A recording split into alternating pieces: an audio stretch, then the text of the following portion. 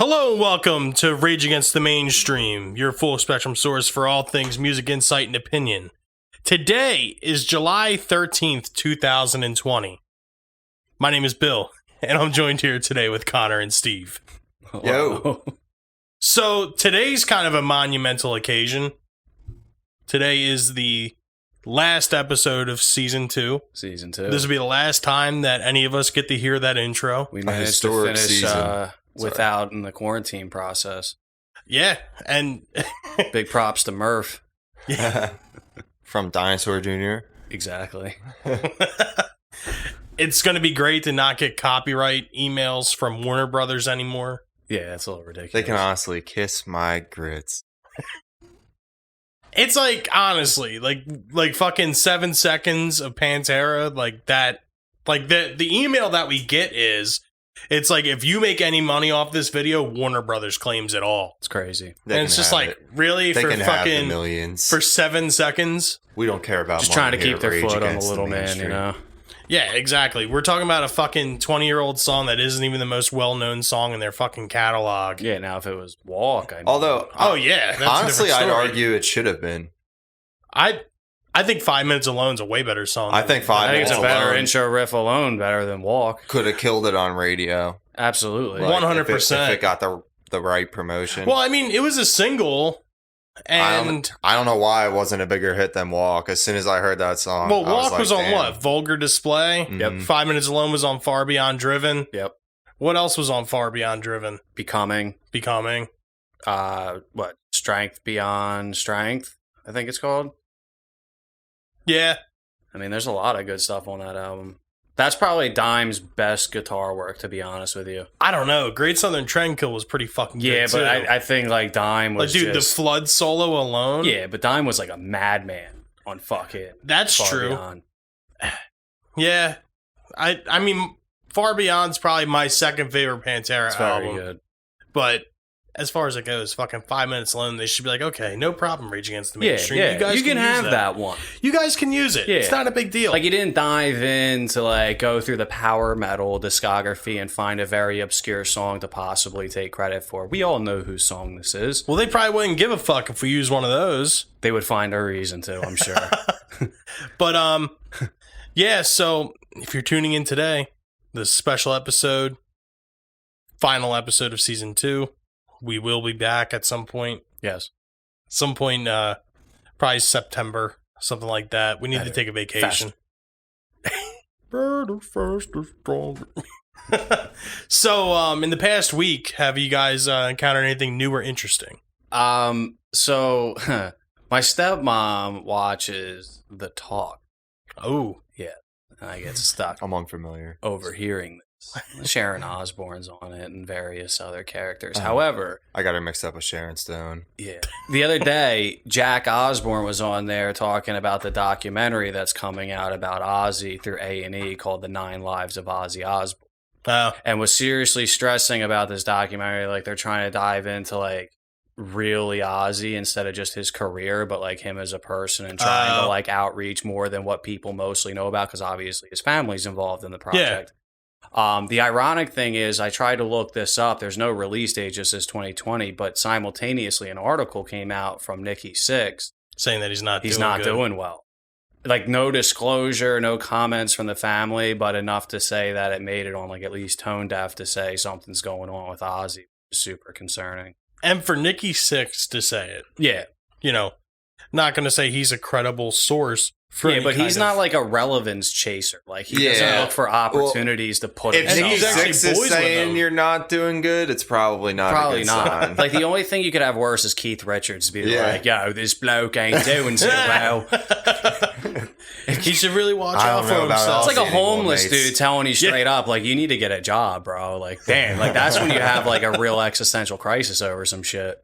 Yeah, I mean, I don't know. I mean, with his diagnosis of Parkinson's Exactly, and shit, yeah. I mean, it is Oh, Ozzy degenerative. has Parkinson's? Yeah, Yeah, that came out right after they started canceling the tours, right? yeah. Yep.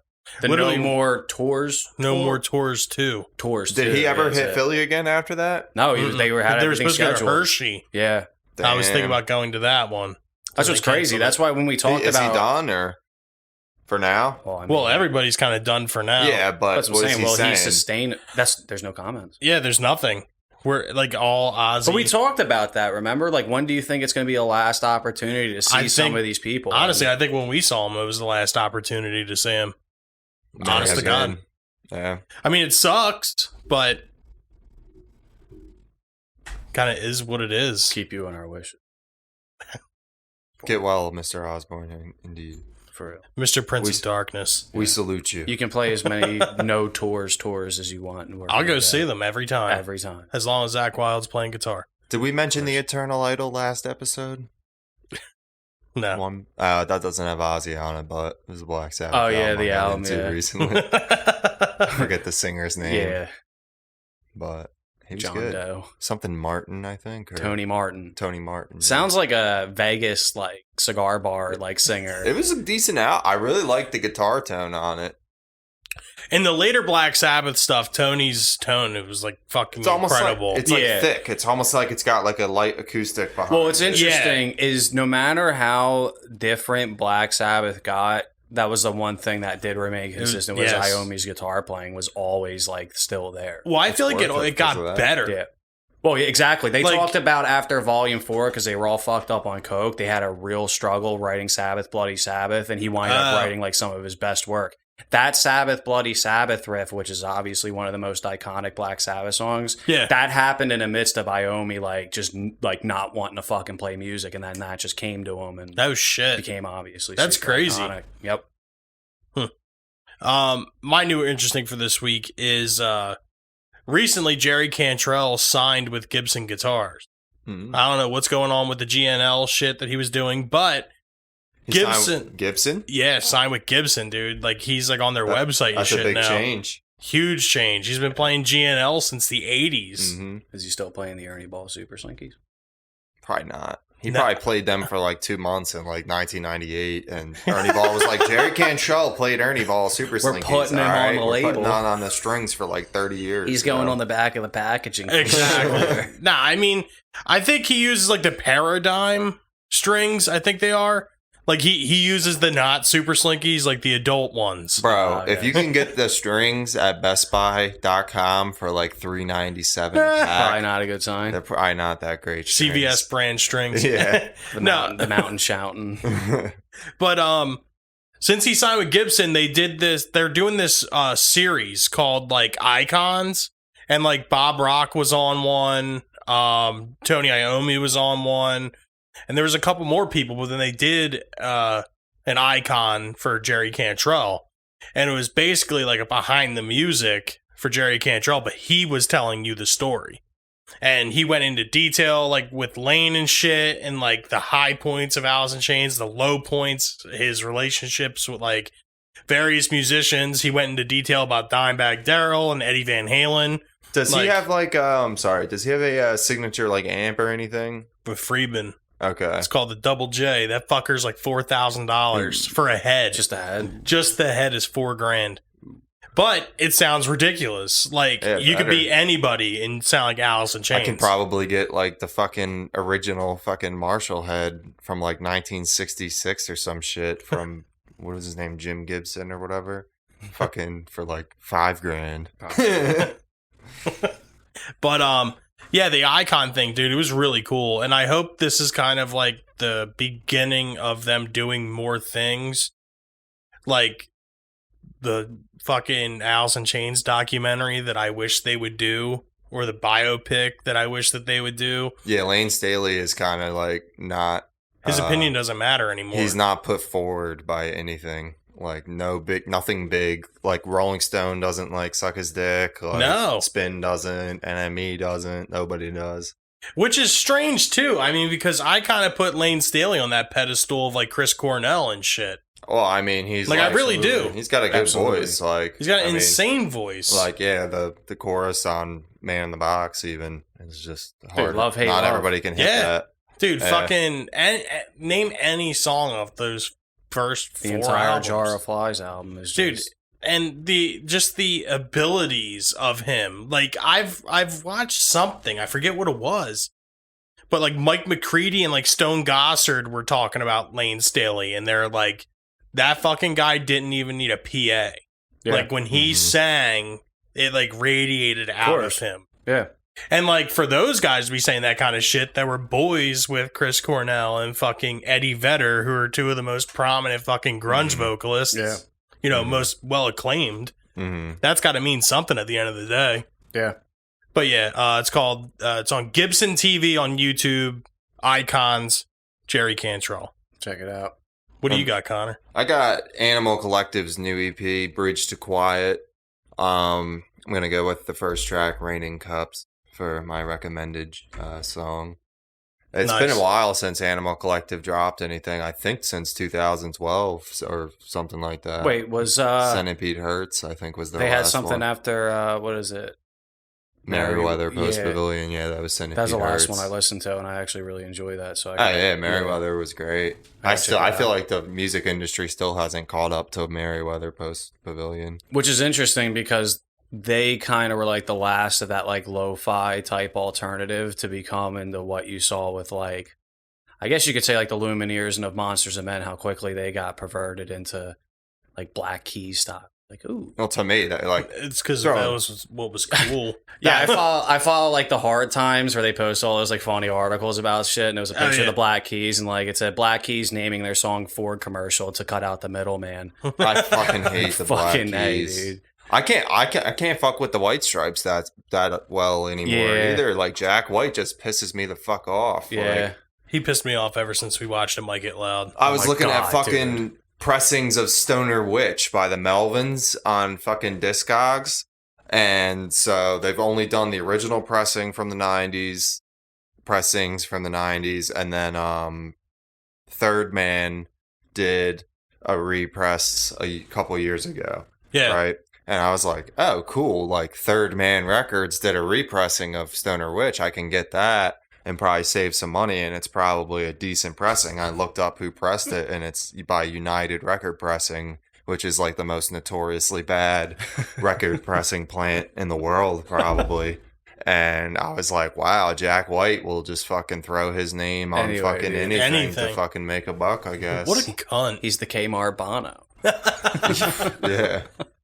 That's not a bad, I'm sure that Kmart always had the White Stripes stocked. Of course, dude. Back in the day. Especially after Seven Nation Army, every kid in the fucking world lights here at Kmart. I wonder how many people bought that White Stripes album just to listen to that song and like didn't listen to anything else. I like the White Stripes.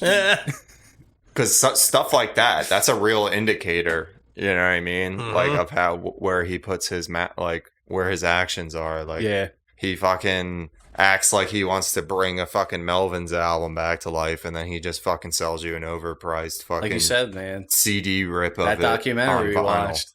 Yeah, Jack White's just I hated it. Might get loud. Yeah. Maybe that's what we should do for season 3 is just bash on Jack White like every chance we get. While we get rid of DJ. Get rid of Dave Grohl. Get rid of Dave Grohl. Every season we find a guy that we're able to use as the analogy for a total fucking douchebag. Yeah. Dave Grohl doesn't really here's the thing about it. Dave Grohl actually has a lot of more respectable qualities than Jack White. That's the thing. It's hard to find more things about Jack White to say positively than it is Dave Grohl. Although I haven't looked into any quality control on Foo Fighters pressings. I wouldn't be surprised if Dave Grohl's right there in the same camp with Jack White. Yeah. Yeah, but it's funny you think about it. Like the first season, it was Billy Joel. Mm-hmm. Yeah. Second season has been Dave Grohl. Yeah. Third season, it's got to be Jack White, 100%. I mean, Jack White is pretty fucking annoying. Yeah. And he tries to insert himself like Dave Grohl does, just with less success. He's like the Kmart. He's the mountain shouting Dave Grohl. Yeah, he is. Mm-hmm.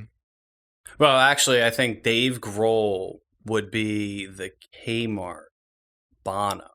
Mm-hmm. Okay. And then Jack White is the Aldi mountain shouting of Dave Grohl. That's the trickle down effect, dude. No, I think you had it right with Jack White being the Kmart Bono. Straight to Bono? Or maybe like the Kmart Iggy Pop or something.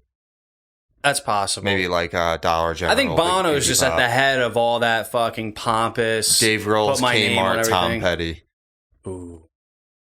Yeah, but I'm not even going by music. I'm going by just shit that they do. That's what I'm saying. Like a shitty person. Straight up. Yeah. Mm-hmm. Just trying to put my name on everything. I mean, there's shit I like by Foo Fighters. Like, I'll still never forgive you too for that fucking Apple catastrophe of 2013. Songs of Horrible. Innocence. Right. There's nothing innocent about it. Nothing. Have to bring it up. Oh, I saw a fucking ad where from the 80s where it was like buy a Memorex tape deck, get the free U2 album on cassette. What? I was like, wow, they've been at this for a whole minute. Like, they're not new to this game. It was Fucking What was pushing it? Joshua Tree or I something? think it was Joshua Tree. That's funny. Not to totally ride on the hard times with it. Like there was another thing about that with Bono where it says Bono teams up with Elon Musk to complete the first self-praising Tesla. It's just like obviously they make those Photoshop pictures of the two of them standing next to the Tesla, like holding thumbs That's funny. up. I can't stand Bono. Yeah, dude. He's like Jerk-off. at Courtney Love level to me. Oh, Just like yeah. a total fucking joke. That South pretty Park bad. episode nailed That's it. pretty bad. That South Park episode nailed it. Which He one? was the biggest piece of shit. Oh, yeah. It's like Chad Kroger, Courtney Love, and Bono to me. Damn, They're yeah. like right at the bottom of Oh, the barrel. Okay, so Bono's the lowest. Because I was going to say, I think Bono's more of a piece of shit than Chad Kroger. And Courtney Love is a way bigger piece of shit than Chad Kroger. If we're going by music, Bono's at the top. But if we're going by people, Courtney Love's probably at the top of biggest shitheads, shit people. Whatchamacallit. Then Bono or Courtney, or they're all shitheads. What do you think? Get us on our social media. Who's the Who's biggest piece of shithead shit? in music? Scott Stapp. If you want to hear us Yeah, rant about Scott an Stapp. asshole He's in the a fucking music tool. industry, Yeah. we should just do an episode on people that we just don't like. yeah. Yeah. People would listen to that. Oh yeah. Oh yeah. Fucking Idiots by Rage Against the Mainstream podcast. Maybe we'll do that like during our break. Like we'll just put in just one episode, just like rant. Like that's what it'll just be titled, like rant. We'll come up with like a fucking tree, like almost a family tree of hated individuals of who Jerk-offs. leads the fucking jerk off tree. Fred We'll call it Durst. we'll call it jerk off tree instead of Joshua tree. Oh my god, it's such a good idea. The jerk off tree. Ja Rule's a jerk off, but there's a couple Ja Rule Well, he would be at the songs. bottom of the branches there. Yeah, he he- would be in that Yeah, tree. yeah. As far as like Like Billy Pieces Corgan of might make shit. it on there, of course. yeah, Billy Corgan's a weirdo. Yeah, dude. Yeah, Yeah. Siamese Dream. Ooh, I Yeah, got we'll real get to loud this there. at some point. This is Siamese down the road. Dream is the only redeeming quality for me. of Stay Smashing tuned for Pumpkins at season this 3 where point. we open up with a jerk off tree. Season 3, jerk off tree. On this day in music history, On this day, July 13th, 1985, the Live Aid concerts take place in Philadelphia and London to raise money for the hungry in Africa. The Beach Boys, the Four Tops, Paul McCartney, Tina Turner, Elton John, David Bowie, The Who, Queen, Eric Clapton, and Bob Dylan all take. David Bowie can eat all the dog shit in Philadelphia. I'm as guessing far he's as going I'm to make your concerned. jerk off tree. Oh yeah. You know, it always kind of like baffled me that like Van Halen was never a part of Live Aid because they were Well, huge at this point. I was in going time. to they not say, wanna do too, it? I can imagine David Lee Roth being like, This isn't going to be shit. yeah, exactly.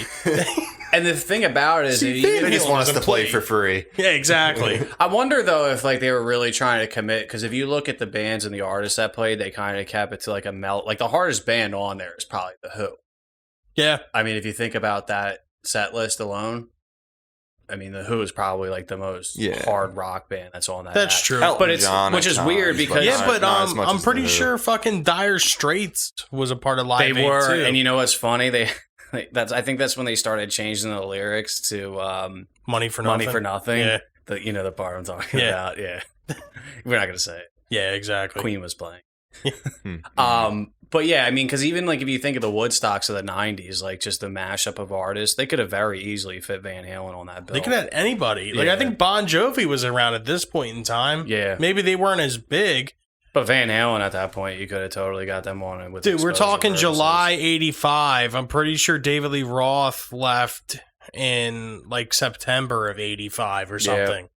Who knows? Maybe there's just turmoil within the band and maybe they were approached. I don't know. That's Yeah. something I would like to ask somebody at some point. Like, why was Van Halen not a part of Live Aid? Talking Heads too. Yeah. Talking Heads would have They were at their commercial peak. Yeah. in '85.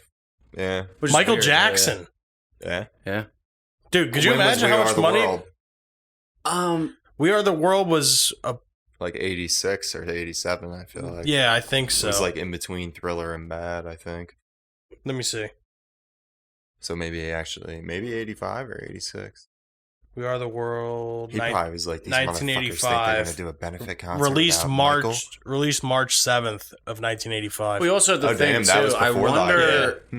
I He probably wonder heard about it. because He's like, I'm not doing that. I'll like just do my charity own thing. events, they're also consistent on how they're going to pay these artists because a lot of it's all like free for all acts. Yeah, 'Cause, that's like the whole Did thing they with get Queen paid? was that's the thing. I don't know disclosure. probably amount. don't. I'm sure they don't. They might get something from their record company that like gets shelled out for them to promote exposure. But like even the thing with Queen was Queen almost didn't play. I remember they got fit into the bill and only had that 20-minute set just to squeeze them in there. They didn't even have a full set. Weren't they like broken up or something? Freddie Mercury was kind of like on the outs. I think this is right when he found out he had AIDS. And I mean, Yeah. like based on the movie, from what I read too, like that's kind of the story behind it. They were on like almost a hiatus, and he was getting sick. And then like, you know, last minute he said, I'm going to do it. And they hadn't practiced in months. So they were like super concerned because they Oh, went right on shit. the stage. They hadn't practiced in months. They didn't practice before the show. They just went on stage. Sometimes that's the best shit because you're just crazy Dude, and fresh. that's Yeah. probably and you're honestly, relying all on feeling. like, Exactly. though it's compact, that's probably one of the best live sets Oh I've yeah, ever seen. 100%. You always find that video of them That's like playing the at Live Aid. cliche. Yeah, if you type yeah. in Live Aid, it's Queen that comes Yeah. up Yep. first. Yeah. Or even if you just type in Queen Live, Yeah. First one. Live Aid's first thing to Yeah. show up. But that was like the confusing thing if you didn't know the story because like the whole set's 20 minutes and people were kind of like And they play Bohemian Rhapsody they too, so started that fucker's to, like 10 minutes long. but they didn't finish it. They played like a shortened version of it. Oh, okay. Yeah, They 'cause, probably like, didn't do the obviously whole ending. set, They yeah. play We Will Rock You and We They Are play the Champions, Hammerfall, right? which was fucking awesome. That's one Yeah. of my favorite Queen songs. Fucking love Hammerfall. I'm a big fan of Hammerhead by The Offspring. Quality. No, I'm just kidding. Which one's Hammerhead? It's the first single off Rise and Fall, Raging Grace. I'm trying to remember. That's not that Dance Fucker Dance. No, that's that's, not that song, right? That's Remember song. You're Gonna Go Far, Kid? Yeah. It was the single before that on that same Yeah, album. Okay. Yeah. That song. I can't even remember how Offspring it got goes. so fucking corny, dude. I'm sorry. Oh, dude, Yeah, they were the fucking Kmart Green Day. Yeah, I dude. can't even fuck with the old Offspring anymore. Yeah, because like you know what's coming later. Yeah. So, Yeah, it's like a almost like Weezer Dookie. situation. Like Dookie's ruined for Yeah. me because if I think of American Idiot, it almost totally. It's fits. almost I've like- recently gotten back into Green Day. a little Really? bit. Yeah, Can't do Dookie, Insomniac, and Nimrod, I fuck with. They're fucking fire. Listening to The Offspring is like rewatching The Office again. Like, you know, when Michael Scott leaves in like season 7, You know what's gonna happen. You're like, yeah, fuck. it takes away from it. Exactly. Are you sure you want to keep going, or you just want to start from the beginning? Yeah, exactly. Yeah, I kind of want to be like, self-esteem's okay, but not even. So the kids are all right. Kids are all right. It's not bad. I never liked that one. Why don't you get a job? See now that's where it like stops for me. Really? yeah, Gotta get away. yeah. Like Yeah. Gotta get away. Yeah. That Offspring kind of got. I- They're one of those bands that got I listened played to out. Insomniac by Green Day last night. There's some good shit on there. Got nowhere I want. Like, I don't know. It's just cool. Like, but anyway, also in 1985, we had Tears for Fears bow out of performing at Live Aid. Bob Geldof of Boomtown Rats fame star-studded charity concert for famine relief in Africa after 2 members of their band quit. The group donates concert funds to the cause, but feels the weight of Geldof's disapproval. TFF's Roland Orzabal says, he made us feel very guilty, all those millions of people dying. It was all our fault. I felt terrible, I tell you. I know how Hitler must have felt. Hitler didn't care. Yeah, I don't know. I feel Actually, like Hitler was happy. a little bit of an overreaction from my least. I prefer. I'm more of a Kurt Smith dude from Tears. Roland never really got me. that is such a horrible analogy. Yeah. because like Yeah. Hitler's whole plan was like we're not even gonna fight a war anymore. We're gonna murder people. Yeah, And we're he was just, We're just upset. taking everything murder we can people, take. yeah. Oh, my troops are Anybody dying who in doesn't wanna just- Stalingrad.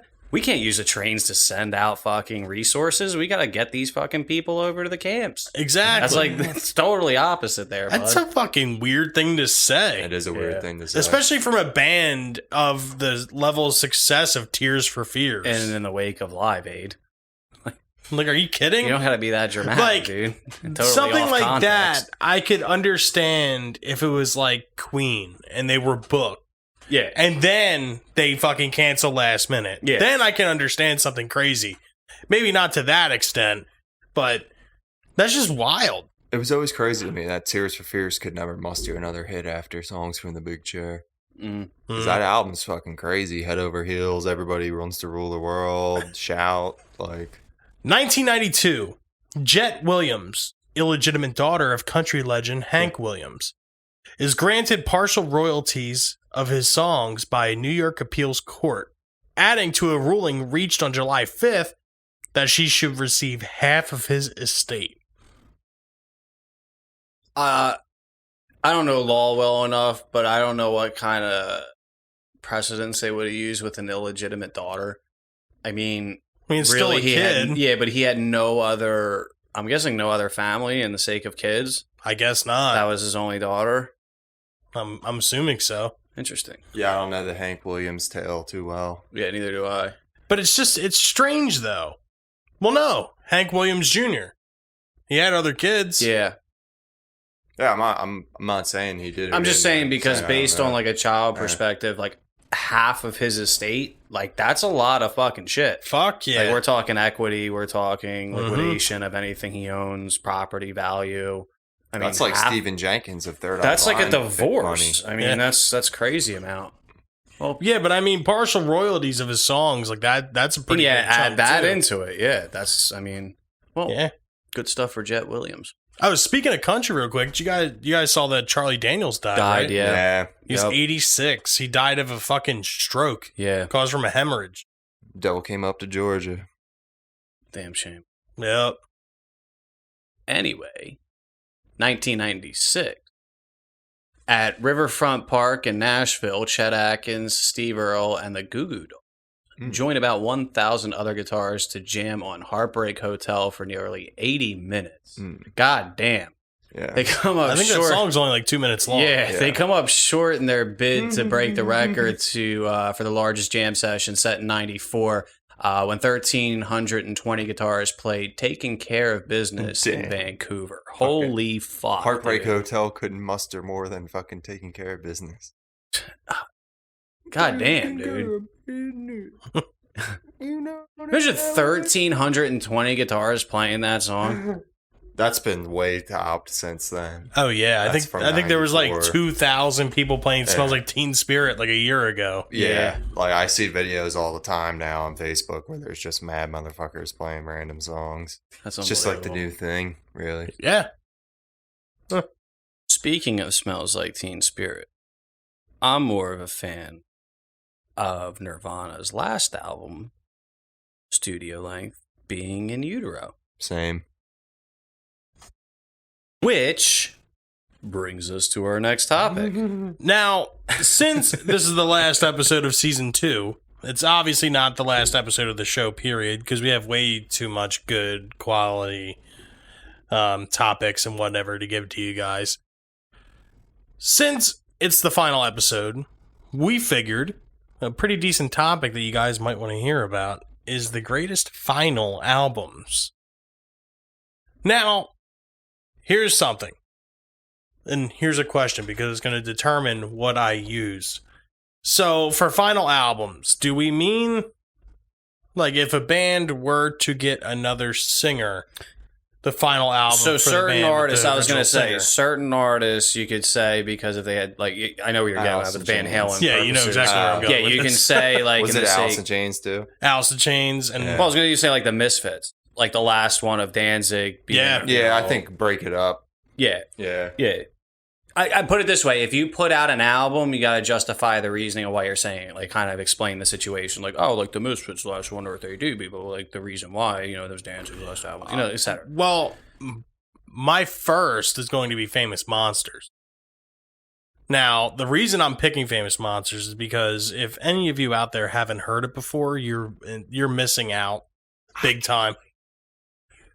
Yeah, exactly. Famous Monsters was, I mean, obviously Steve's going to disagree with it, but I feel like this was like the pinnacle of their songwriting capabilities and just the fact of the lyrical content, the way that it was produced, everything about it, Famous Monsters kicked some serious fucking ass. And I feel like it was a high note for Michael Graves to leave Not on his way out. The American Psycho. Well, I liked American Psycho. But Famous Monsters, like, I've had way more seat time with that. Like, I've listened to Famous Monsters front to back, like, at least 1 million times by now. Mm-hmm. And, you know, I mean, that's not discrediting anything else they've ever done. But I just think as far as, like, a list of final albums go, Famous Monsters has to be on that list. I'll throw King Animal into the mix as well. Fuck yeah. King Animal, like, I actually didn't really get into it until he died, and it was, like, 5 years old at that point. But then I picked it up because I figured I saw it somewhere, and I figured someone else would buy it pretty soon in the wake of his death. So I got it finally, and I listened to it, and I was like, holy shit, this album's really fucking good, actually. And I was like, really, like, damn, like, I could have been enjoying this, like, while Chris was still around, but I was, like, not into it, and I kind of, like, missed the boat on King Animal a little bit. Yeah, it's funny with that because I've been away for too long, kind of got me into that because it turned me off. Well, this is what happened. Sons of Anarchy, I was watching at the time because they were releasing new episodes. I think the last season they had their cliche chase scene where they used that song. Yeah. And I heard his voice and I knew who the fuck it was, but I had never heard the song. So thus in turn, I Googled the lyric pretty much. Yeah. Because that's what I heard. And then it came up as King Animal as like an upcoming album by Soundgarden. I'm like, oh, okay, that's pretty fucking cool. It's just awesome. Yeah. That album's so fucking good. It is good. And it adds to their discography. I think that's like a big thing with Soundgarden is like they were one of those like long substantial. Like Pearl Jam is different because there's a lot of fucking down notes in Pearl Jam's discography compared to what Soundgarden accomplished. Gigaton. Oh, Jesus Christ, dude. The more I listen to that, I mean, it's been a down note for like 8 years at this point. Yeah, dude. In Pearl Jam land. I'm gonna go out there and say, Renegades. I'm gonna call it the last album released by Rage at this point in time. Zach De La Rocha didn't want that to come out. I know he didn't, but though it's a cover album. That's what I'm saying. Like, in that case, would you say Battle for Los Angeles? I would consider Battle of Los Angeles the last album because that's like and Zach honestly, De La Rocha approved of it. Yeah. Like, Renegades was, I think, posthumous, basically. Yeah. Or like it was released after they had broke up before they announced it. And I look at Renegades more as like an incesticide. That's what I'm saying, yeah. But see, like, Battle for Los Angeles, ironically, because it's a 3-album discography between them, and we're obviously going to bring up In Utero at some point, so I'll kind of merge into this. Mm-hmm. That discography is, like, in the same realm as, honestly, I'm going to go on a limb and say the self-title by Rage is better than Bleed, in the sake of a 3-album discography, right? Okay, but I will say that those bands, those are kind of simultaneously insane that all 3 of them are interchangeable. Like, you'll find something different, something quality-wise, something, you know, musicianship-wise, writing ability that are all different, they're probably the only 2 bands I can think of 3 albums perfect discography, and their last album is almost as good, if not better, than the rest of them.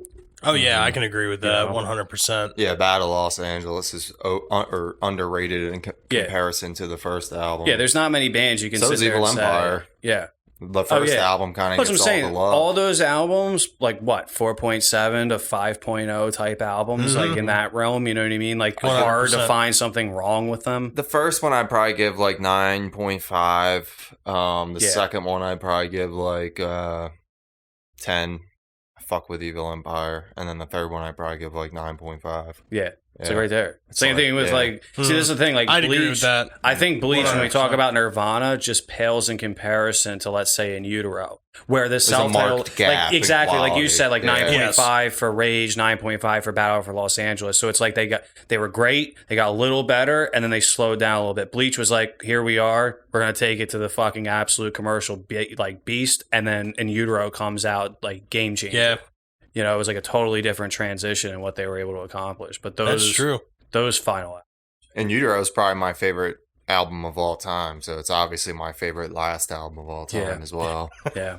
My next one's going to be In Through the Outdoor. Okay. Oh, yeah. I like Into the Outdoor. You know That's what's a good funny? fucking Zeppelin album, dude. That was like a beat. It really that was is. like pretty much why Led Zeppelin broke up, was because Robert Plant and Jimmy Page, well, and John Bonham's death, obviously, but there was already storms brewing in the Led Zeppelin camp because of In Through the Outdoor. Robert Plant wanted to do more like he wanted to take their career to like a new stage where they weren't like the hard rock band anymore. Oh, and it's evident on that album, 100%. It's a lot more.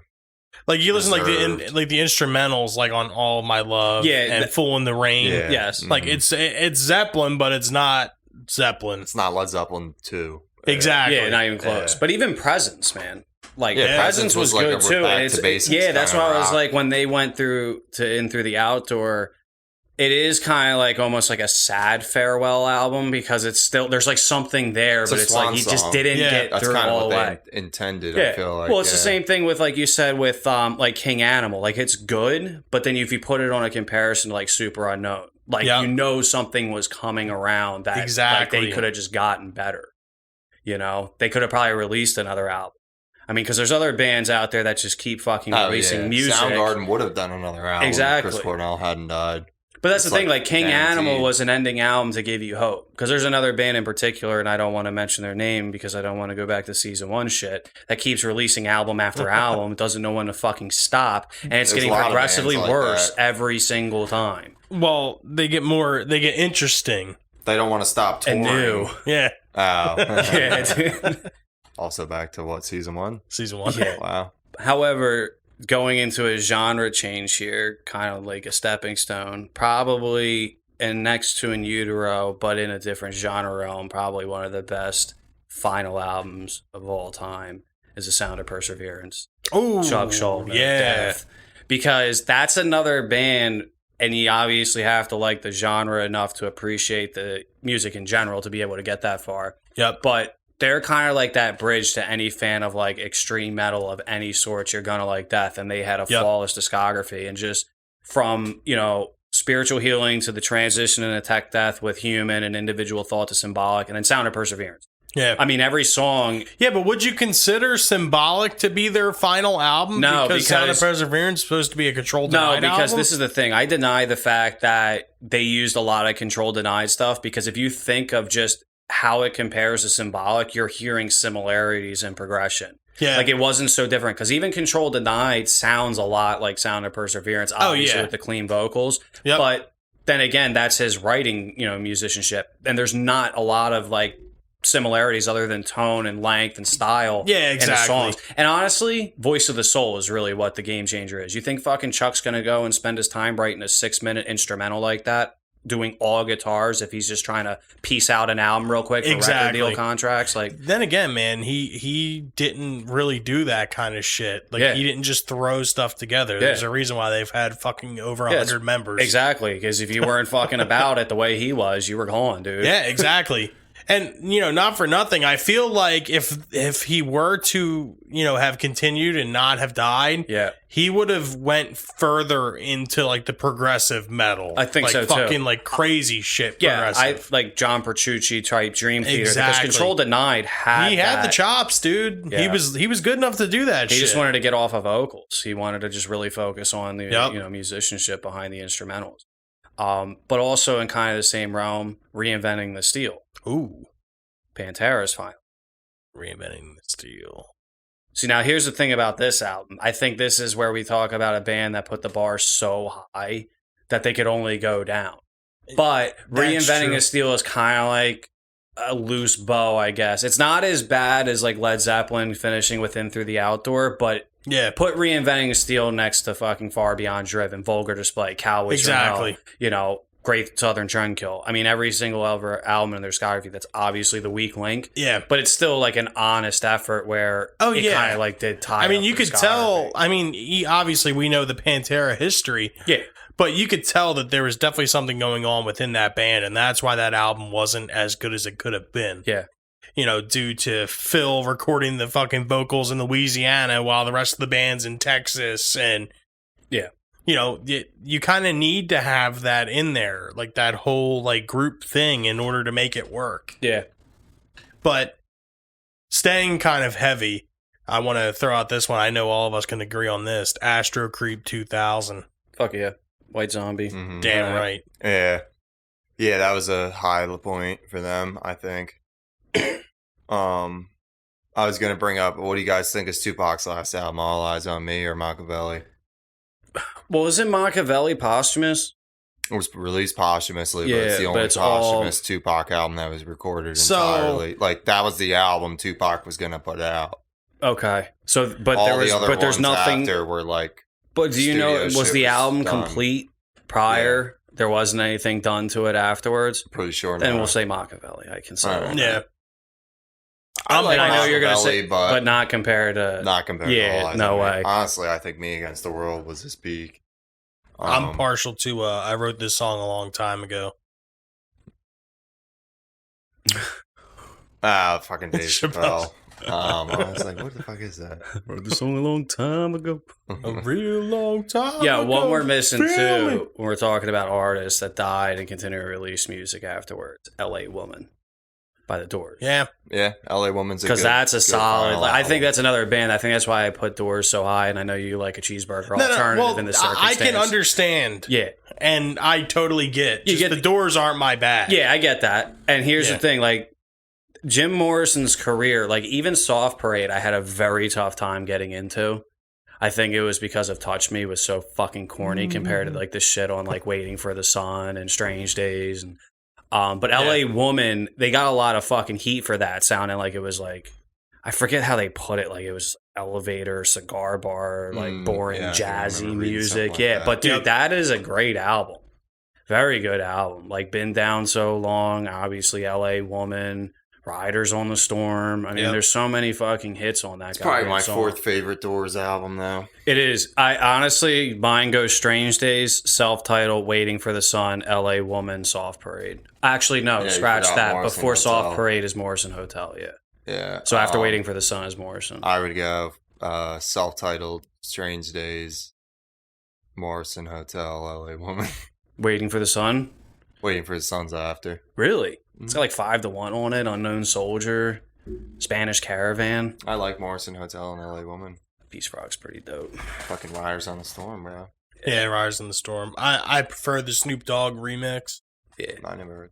It was on Need for Speed Underground too. Damn. Okay, I probably did hear That's that. fucking cool, though. I gotta listen. Honestly, I never yeah, you heard gotta that, check it out. dude. It's cool. That's so fucking cool. Whatchamacallit? Another one too. I don't know if you guys are really into like Blind Melon, but Soup. Never I listened fuck to with Soup. Blind Soup is Melon. excellent, dude. Soup, you guys gotta check that out You're the because they second only got person 2 to tell albums me. out, huh? You're in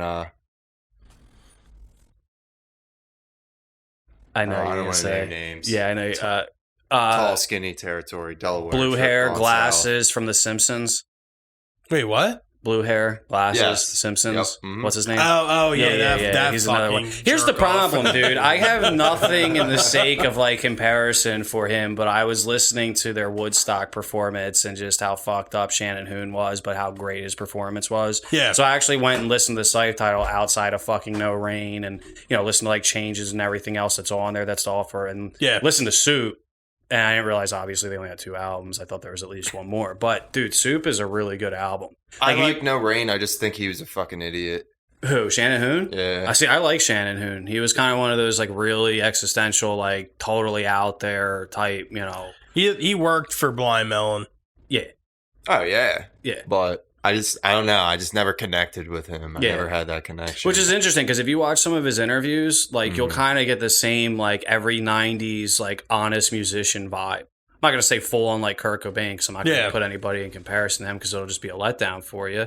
But you do get like that real like sense that he's not trying to just put out fucking hits and be a face of like a '90s genre, and he just wanted to play music. He's like if He's like Macaulay Culkin of music. Yeah.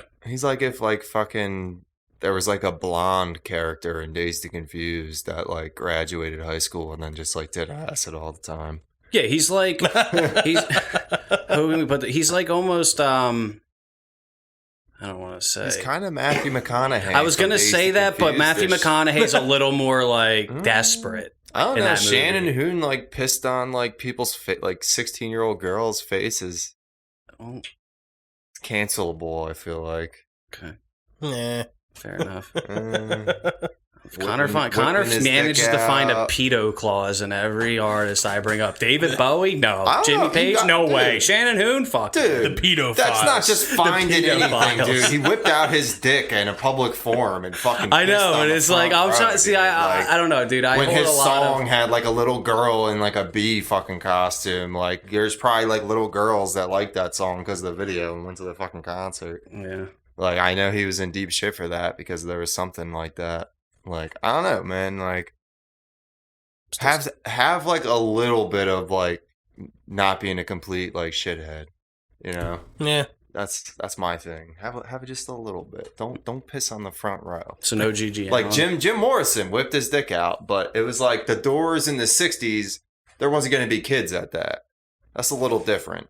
I don't know about that. I don't know, man. I don't think the Doors were showing up or the like 8-year-olds were showing up for the Doors in 1960s. 15-year-olds probably were. Eh.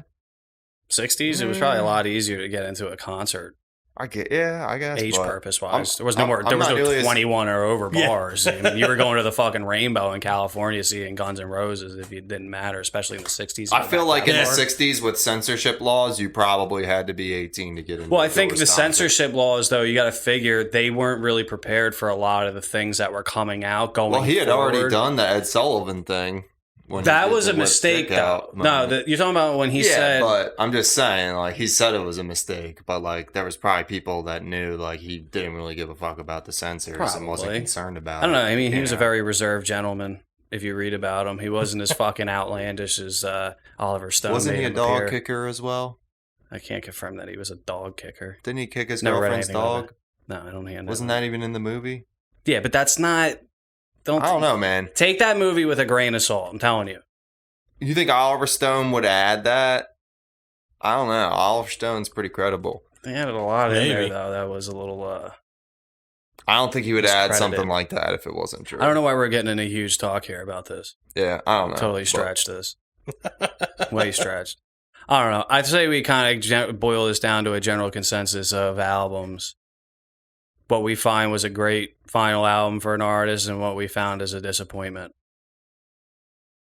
Probably, well, my favorite final album is gonna, well, it all depends on which way you think about it. Do you feel like Alice in Chains Unplugged is No. their final album? Because that I really consider was the the last thing they self-titled. Just the same recorded. thing with Renegades. Like, Okay. yeah, just Yeah. any original So, work studio. Alice self-titled is my It's a good favorite one. It's a final I'm album. surprised you didn't bring that up. I was going to bring. Well, that up. because I don't waiting, want I to bring guess. up ones that people are like, oh, well, here's Bill again with his fucking Alice in Chains or his Van Halen. Yeah, but that's an I mean, we album all with some have preferences. camaraderie. Yeah, about it. exactly. Yeah, we have some camaraderie with the Alice in Chains camps. Yeah. Yes, and that's a the great album. Alice in Chains self-titled. Oh, I forgot I got that white one. Oh, yeah? Yeah, we gotta look that up. What's up what, with that the album white one? cover? Yeah.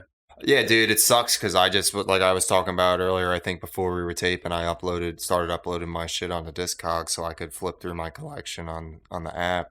And my Alice in Chains self-title is scratched as hell, but it's like the OG original green and purple one. Oh, Like, damn. Damn. Like, I mean, it probably still plays, but it's like right on the edge. So we're all in approval though. Oh, yeah. Thumbs Mhm. up That's a all 5 around. star. Okay. Now what's your negative? Balance. Van Halen with Sammy Hagar. Mm. That was the album that had Can't Stop Loving You on it and Don't Tell Me What Love Can Do. And there was obviously like major shit going on in the band at that point in time. Like their original manager had died and a new manager came in and like his words to Sammy Hagar was, Eddie wants his band back. And Sammy's like, I don't know what the fuck you're talking about because I've ran this band since 1986 and Dave ran this band since fucking 1974. So what do you mean Eddie wants his band back? That apparently, by all all accounts that I've heard, like Eddie Van Halen just turned into a total fucking cocksucker to him, and that's why they broke up. I've heard from a lot of people that Eddie Van Halen was like not exactly a pleasure to be around. But then you hear like the Jerry Cantrell story. Like they opened up for Van Halen for 6 months in like 1993 or 4. And Eddie fucking sent Jerry Cantrell 2 full stacks and fucking 2 like $3,000 He guitars. probably liked Alice in Chains. Probably. Like his words to Jerry was, when you're first starting out, no one wants to give you shit. But once you become successful, everyone wants to give you free shit even though you can afford it. So I'm going to do this for you. And dude, he gave him he gave him 2 full stacks and 2 Ernie Ball Music Man guitars. And He played those guitars, too. he does still to this day. Yeah. On the last tour, he played the gold top one. But yeah, so I wonder if they talk regularly. by the way Jerry made it seem is that they do. Like they're like friends. So who knows? Eddie needs friends, too. Eddie needs friends. But yeah, so Balance is my Negative. Fair. I just don't feel like it can hold up to the rest of the Van Halen discography. Agree. I'll go In Utero best, Gigaton worst. Currently, Pearl Jam's last album is Gigaton. Yeah, that album Yeah. is pretty bad. Pretty Yeah, fucking terrible. All right, so I guess for mine, I would go In Utero as my favorite last album, and Gigaton, which is currently Pearl Jam's last album, is my least favorite last album. I can agree with that. Gigaton. I can was agree with both. In Utero is great, and Gigaton, by what I've heard so far, I haven't listened to the whole thing. The front side gives you a small bit of hope. Dance of the Clairvoyance was alright. That's what I'm saying. But Like that was the first one I heard, and I was like, There's like a "Ugh." small it bit was of no hope. like even worldwide Dude, but suicide. here's the or, thing. like, Exactly. Wasted Dance or of the Fixer, Clairvoyance made me like- feel like, holy shit, Pearl Jam's taking like a Talking Heads turn. It's actually sounding pretty decent. And the first half of the album kind of gives you that vibe. Yeah. And something happens. It just turns into Once it hits that generic- B-side, I don't know what the fuck exactly happens with the album. Just turns total It's trash. complete. I heard generic that Wolf garbage. Blood Moon, Super Moon, Wolf. Yeah, Wolf Blood Supermoon. Yeah, Something like that. I wasn't a fan of that. Yeah, It's all garbage. It's almost like if you guys talk about like if you were around in the 90s and like fucking the Black Album came out, it would have smacked you in the face. This is the same. Gigaton was fucking same worse than the equivalent. Black Album, like in terms of turns for the worst. Yeah, but I think the Black Album's better than that. oh yeah, of But it's the course. same type of like disrespect. It's- Expected a it's- lot more out of you, Pearl Jam. Well, it's like even from Lightning Bolt, Yeah. Gigaton was like a major drop off. And that's saying something. And Lightning Bolt was like a 3 out of 5 star album, like 60%. Like So my best, I'm just gonna go obvious, just because. I mean, it was either them or the Doors for just my favorite discography before obviously Jim died. But Death, Sound of Perseverance is just because every album in there is so flawless, and for them to have that many albums in a full length discography Yeah. and still top it off with an album that's just as good as any of the others, it's impressive. And with one of the best covers of One all of the time. best, seriously, probably the best cover of all time. That Honestly. Painkiller cover is unbelievable. It's fucking everybody, insane. Yeah, everybody I know that even has some influence to Death, as well as Judas Priest, obviously Yeah. at that point, will say that. Like, I mean, even Connor's not a huge death metal fan, but he loves that cover. That's the thing. You don't have to be a death metal fan or even a metal fan This is such a to good cover. realize how good of a cover fucking Painkiller is. Yeah. Painkiller is different. It's fucking stupid. Yeah. My worst, though, and we're gonna stick kind of like the '90s alternative, since we all kind of had an album in there. Yeah. 2010 self-titled Stone Temple Pilots. Last album was Scott Weiland. Before Oh. 2018, they released an album I called always Stone wondered Temple about that Pilots. album. No good. No good. I wasn't a fan. No good. I remember this Between the Lines song was half decent. The album, the album's not good. Yeah, it just wasn't good. But I think that's like another one of those bands where Scott was putting out his best shit when he was kind of going through shit. I mean, Core, Purple. I mean, Tiny, what is it? Music. Tiny Music. Yeah, I mean, Songs from the Vatican gift shop. I yeah, think. but Yeah, but I There's feel some- like once that last like STP album happened, and then he took that hiatus, and then went yeah, into and then Velvet 2010 Revolver. came and they made the self-title. It was just a terrible comeback reunion album, and obviously it's the last one that features him for a full length. And then, And from experience, it was an even worse tour. yeah, I was just never I, crazy about Stone I Temple heard about Pilots. this tour. Connor was there. Personal experience. Yeah. Yeah. He was, The band was the band good. was all right live. Scott like, was a little Scott was fucked up, dude. Yeah. I'm actually going to finally show you one of the videos from the show, and you're going to be Jerry like, okay, that Cantrell makes came sense. out and played Sex Sex Type Type thing Thing. with Stone Temple Pilots. That's That pretty was dope. fucking tight. That's pretty Yeah. dope. Like, I remember when that happened. That was the I MM like, barbecue, Alice right? in Chains played last, right? Stone Temple Pilots headline? Damn. which was an even bigger kick in the That's nuts kinda because stupid. Scott Weiland sucked. Well, and Alice in Chains were bigger. Like they were touring on Black His Way to Blue, but I think they just reunited. Stone Temple Pilots did that. Core and Purple actually sold more than any Alice in Chains albums, but Alice in Chains had more #1 albums. Alice in Chains is a more beloved band. Alice in Chains, yeah, they are. Alice in Chains are were the first band in history to have a #1 EP. Really? And I think it's the best-selling EP of all time, too. Sap? No, Jar of Flies. Oh, Jar of Flies. Mm. But yeah, I can agree with those.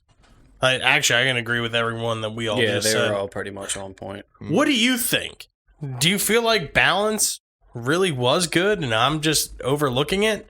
Do you feel like Sound of Perseverance isn't Death's last album because it should have been a Control Tonight album? Or do you feel that Gigaton is a strong comeback for Eddie Vedder and the gang? I don't even want to entertain those people. If you answered yes to any of these questions, then we want to talk to you. You can find us on our social media accounts, Instagram and Twitter at RATM Podcast or Facebook.com/RATM Podcast. But let's get into our final suggestions for this week. This week, my suggestion is to check out I Am the Man from the 1987 EP I Am the Man from Anthrax. Now, we've talked about once or twice about artists kind of going out of their comfort zone and shit. This is like the epitome of like what happens when artists step out of their comfort zone. And not for nothing, I think it's a pretty fucking good standout rap song.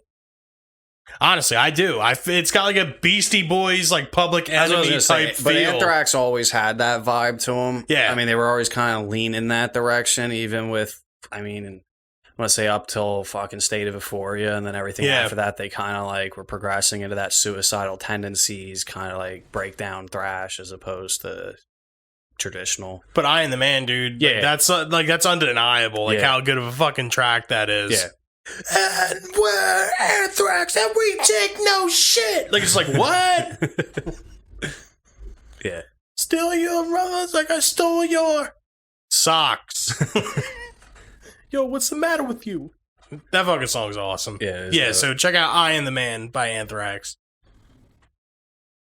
I got 9 Inch Nails second release, the EP Broken from '92. Nice. Nice. I'll take Wish as my standout track. That's my favorite 9 Inch Nails release. I'll take that over Pretty Hate Machine or Downward Spiral. Really? Yeah.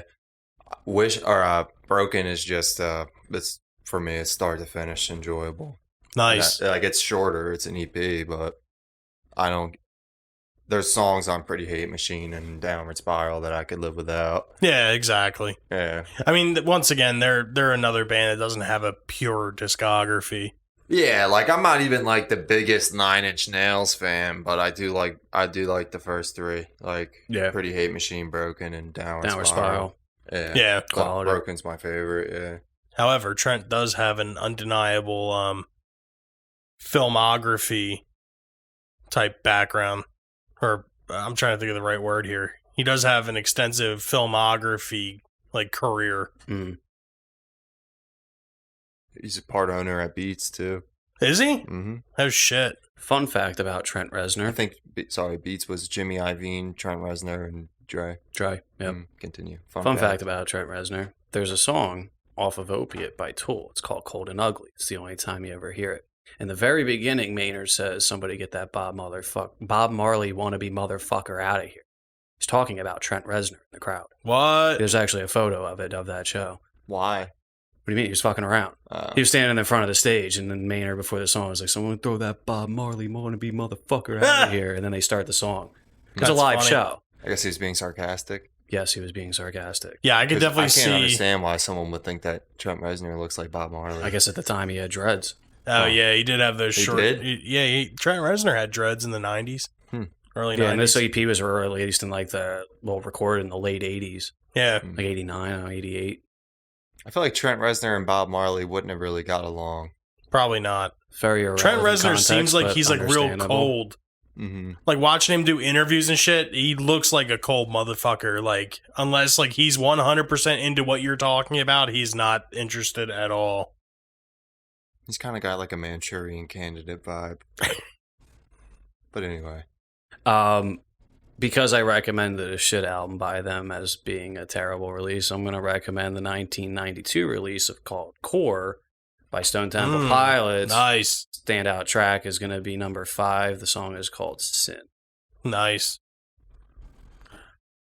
Our group suggestion for this week, you're going to be happy about this one, Connor, is to check out the series on Hulu, Wu-Tang, An American Saga. That shit was good as hell. I didn't get to see it yet, but I saw the trailer for it, and I was like, I gotta get it. Yeah, when you sent me the trailer, I was like totally on board with it because I finally managed to get away from the water twig and find a password for the old Hulu up there. Yeah, I mean, it's just one of those things. Like, I saw it, and I was like, I gotta recommend this. We gotta watch this. Yep. Water Twig would be a good band name. Water Twig. That would be a good band name. Brody could be the album. The album, yeah. But yeah, I figured we'd do a series because there's more than enough time between the end of this, the beginning of season 3. But I'm going to take the time right now to thank everybody that has stuck out from our very humble beginnings in 2019 with our horrible sounding recordings. And it's our bad. Yeah, exactly.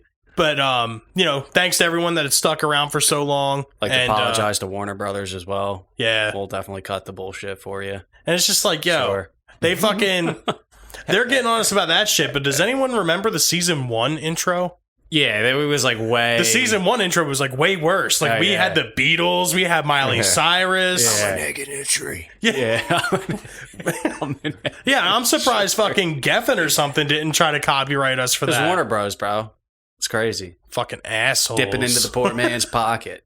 But, yeah, like I said, I want to thank everyone for listening. This is something really cool, something near and dear to our hearts. And to see, everyone that listens, we can't thank you guys enough. But you can find us on our social medias, Instagram and Twitter at RATM Podcast, Facebook.com/RATM Podcast. Our website, ratmpodcast.wixsite.com/RATM Podcast. And as always, our email is open at ratmpodcast@gmail.com. As you can tell, we refuse to apply for a GoDaddy tag name for our website. We're at the end of season 2 here. We're only like 55 episodes behind Seinfeld. Yeah. Fucking, we're getting there. Going for syndication. I really hope that Bill doesn't check out, though, for our last season like Larry David did, and we got to kind of finish it on our own. I don't think we have the chops Jerry did to be able to maintain that level of success. It's like recorded on like 2 cassette players. Yeah, dude. All our albums are going to sound like a Vargs Fergus recording of all his Burzum albums he recorded while he was in prison. If you straight like tracks. Yeah. But, so that's a wrap on season 2. This is a wrap for this episode. Once again, thank all you guys for listening. This is Rage Against the Mainstream signing off. I'm Bill. I'm Connor. I'm Steve. Have a good summer, guys. We'll catch you back in the fall. Word. Happy Labor Day.